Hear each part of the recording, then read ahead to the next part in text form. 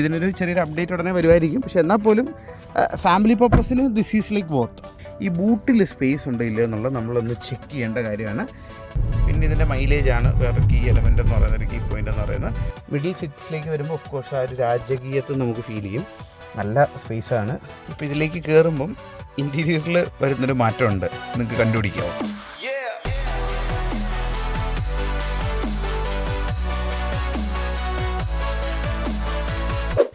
നേരം പരപരപരാന്ന് വിളിക്കുന്ന സമയത്ത് നിങ്ങൾക്കൊരു വണ്ടി, പരപരാന്നല്ല കേട്ടോ, സൂര്യൻ നടുക്കായി, അതായത് ആ ഒരു സമയത്ത് നമ്മളെ സംബന്ധിച്ച് നേരം വിളക്കുന്നുള്ളൂ. അപ്പോൾ ആ ഒരു ടൈമിൽ നിങ്ങളുടെ അടുത്തേക്ക് പുതിയൊരു വണ്ടി, പുതിയല്ല കുറച്ച് കാലമായി, പക്ഷേ എന്നാൽ പോലും പലരുടെ എൻക്വയറി ഒക്കെ വരുന്നൊരു വെഹിക്കിൾ നിങ്ങളുടെ അടുത്ത് റിവ്യൂ ചെയ്യാമെന്ന് വിചാരിച്ചിറങ്ങിയതാണ്. അപ്പോൾ ഈ സൈഡിൽ നിന്ന് കാണുമ്പോൾ നിങ്ങൾ വിചാരിക്കും ഇത് മാരുതിയുടെ എട്ടുകയാണ് നമ്മളിന്ന് റിവ്യൂ ചെയ്യുന്നതെന്ന്. അല്ല, ഈ ഫ്രണ്ടിലോട്ട് വരുമ്പോൾ നിങ്ങൾക്ക് മനസ്സിലാവും ഇത് നമ്മുടെ ടൊയോട്ടയുടെ റുമിയോൺ ആണ് നമ്മളിന്ന് റിവ്യൂ ചെയ്യുന്നത്. അതായത് എർട്ടിഗയുടെ ടൊയോട്ട മോഡൽ, അതായത് മാരുതി എർട്ടിഗയായിട്ട് ഇറക്കുന്നു, നമ്മുടെ ടൊയോട്ട റുമിയോൺ ആയിട്ട് ഇറക്കുന്നു. അപ്പോൾ എന്തുകൊണ്ടാണ് നിങ്ങൾ എർട്ടിഗയ്ക്ക് പകരം ഈ റുമിയോൺ എടുക്കേണ്ടത്, അല്ലെങ്കിൽ ഇതിൻ്റെ മൈലേജ് എത്രമാത്രം ഉണ്ട്, ഇതിൻ്റെ ബാക്ക് സീറ്റ് യൂസ്ഫുൾ ആണോ, പിന്നെ ഇത് അപ്ഡേറ്റഡ് ആയിട്ടുണ്ടോ, ഇതിൻ്റെ അകത്ത് ഫീച്ചേഴ്സ് ഉണ്ടോ എന്ന കാര്യങ്ങളൊക്കെ നോക്കുന്നതിന് വേണ്ടിയിട്ടാണ് നമ്മൾ ഇന്ന് റിവ്യൂയും കാര്യങ്ങളൊക്കെ ചെയ്യുന്നത്. അപ്പോൾ എല്ലാവർക്കും ഡോക്ടർ ഡ്രൈവിൻ്റെ പുതിയൊരു വീഡിയോയിലേക്ക് സ്വാഗതം.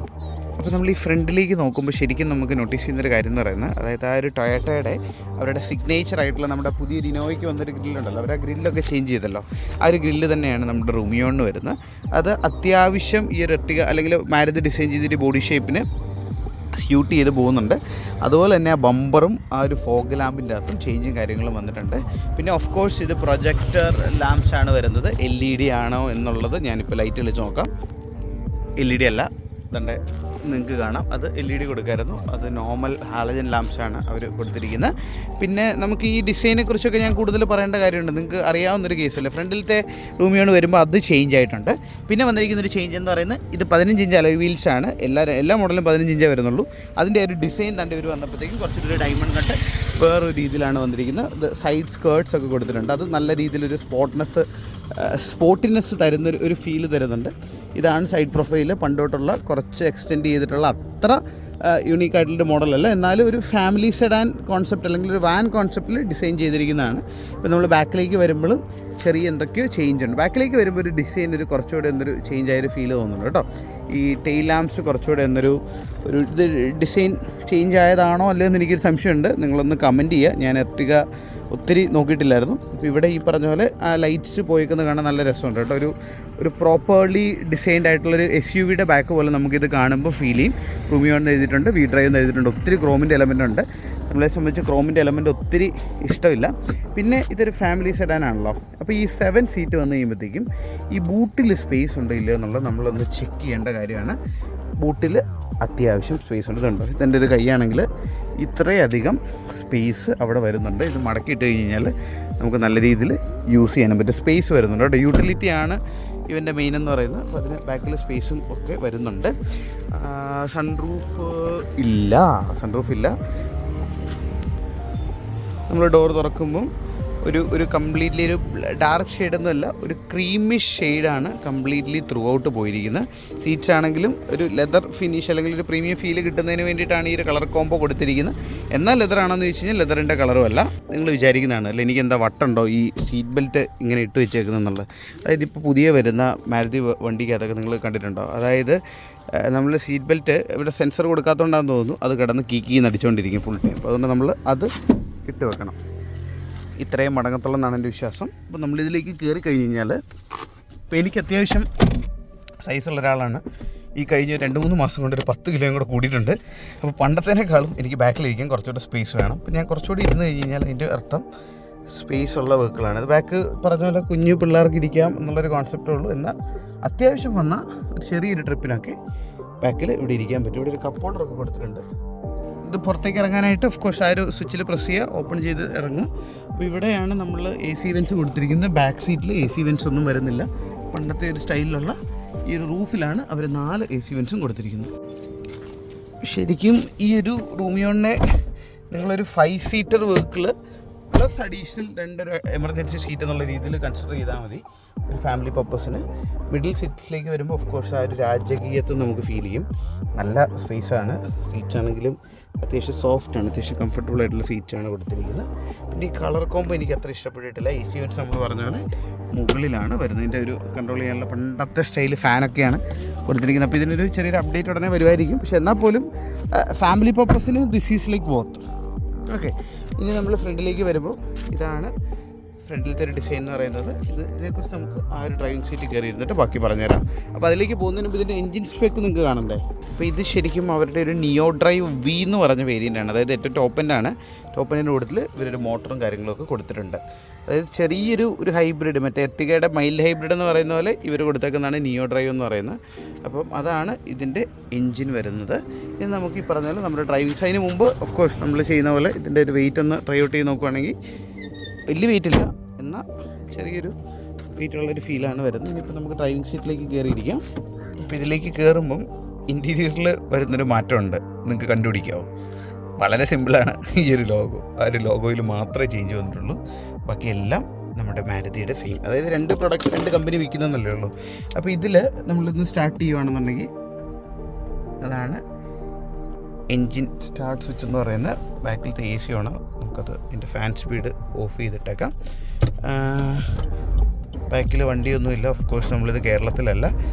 ആക്സലറേഷൻ കാണിക്കാം. ആക്സലറേഷൻ കാണിക്കുന്നതിന് മുമ്പ് സീറ്റ് ബെൽറ്റ് ഇടുക. കണ്ടോ, അപ്പം ഞാനും സീറ്റ് ബെൽറ്റ് ഇട്ടിട്ടുണ്ട്. ഇപ്പോൾ എൻ്റെ കോ പാസഞ്ചർ സീറ്റ് ബെൽറ്റ് ഇട്ടിട്ടുണ്ട്. പക്ഷേ ബാക്കിലത്തെ ആ സീറ്റ് ബെൽറ്റ് ഊരിക്കളഞ്ഞുകൊണ്ടാണ് ഈ സൗണ്ട് കേൾക്കുന്നത്. അതിപ്പോൾ പുതിയ വരുന്ന ഈ വണ്ടികൾക്കൊക്കെ, ഇതുപോലത്തെ വണ്ടികൾക്കൊക്കെ ഫീൽ ചെയ്തിട്ടുള്ള ഒരു കാര്യമാണ്. അപ്പോൾ ഇതിൻ്റെ ഇൻറ്റീരിയർ എന്ന് പറയുന്നത് ഒരു ക്രീമും അതുപോലൊരു വുഡൻ ഷെയ്ഡ് പോകുന്നൊരു, വുഡല്ല വേറെന്തോ ഒരു മെറ്റീരിയലാണത്.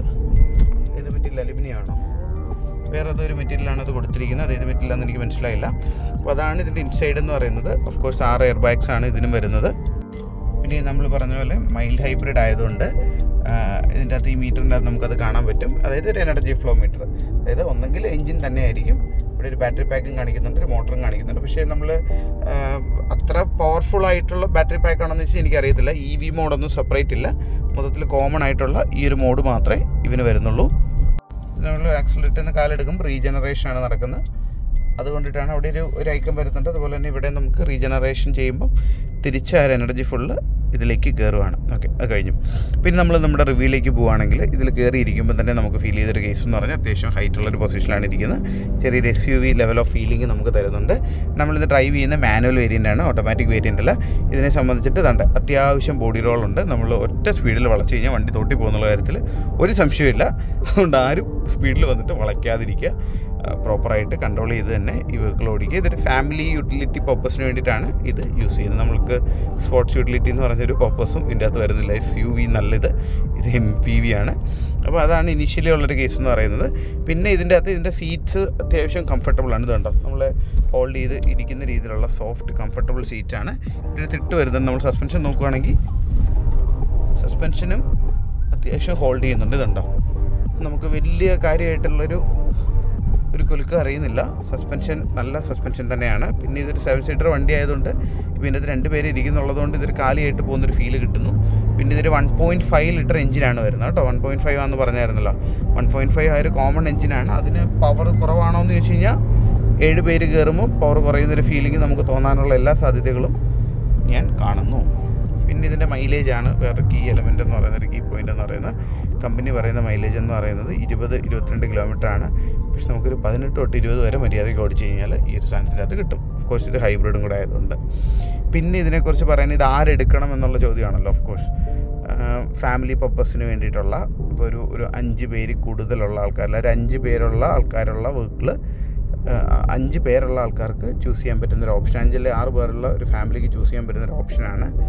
വണ്ടി വന്ന് ഓടിച്ച് നോക്കുക. ഇതിൻ്റെ അകത്ത് ഒത്തിരി ഫീച്ചേഴ്സ്, അതായത് പുതിയ ഫീച്ചേഴ്സൊക്കെ നോർമലി നോക്കുമ്പോൾ കുറവാണ്. ഇതാണ് എൻ്റെ ഒരു മീഡിയ പ്ലെയർ വരുന്നത്. പക്ഷേ നമ്മളിപ്പം കിയയിലൊക്കെ കിട്ടുന്ന അത്രയും ഫീച്ചേഴ്സ് അതിലുണ്ടോയെന്ന് ചോദിച്ചു കഴിഞ്ഞാൽ ഇല്ല. പക്ഷേ ഇതിൻ്റെ ഒരു ഗുണമെന്ന് പറയുന്നത് ഇവൻ്റെ പ്രൈസിങ് ആണ്. മറ്റേ അത്രയും പ്രൈസിങ് വരത്തില്ല.